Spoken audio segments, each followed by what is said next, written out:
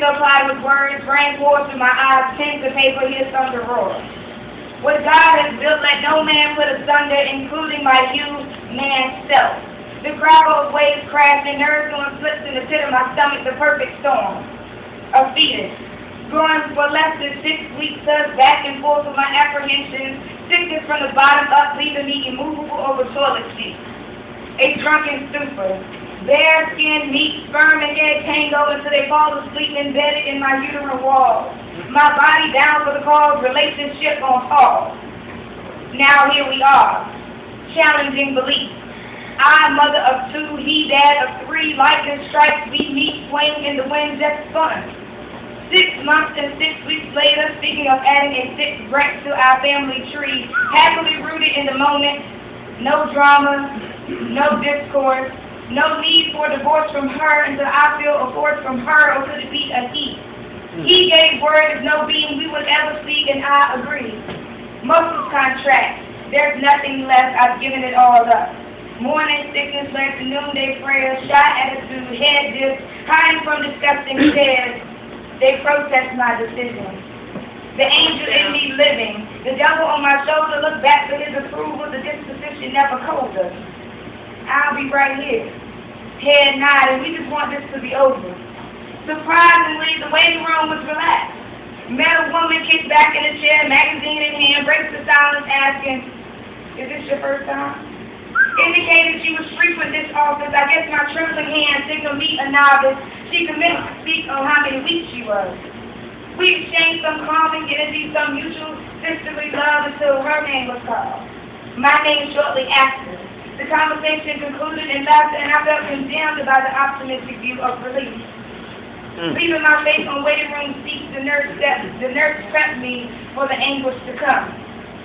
The removal of lustful debris, giving back to God what He had given to me, one more chance at conception. I wondered if He considers me ungrateful for doing so, or a martyr for allowing another child to escape poverty. The possibility of an active father or one-track living on account of single parents. Gowned up, ready for suction, expecting the worst, remembering stories told, pictures painted, pain depicted in the brilliance and words of women across the world.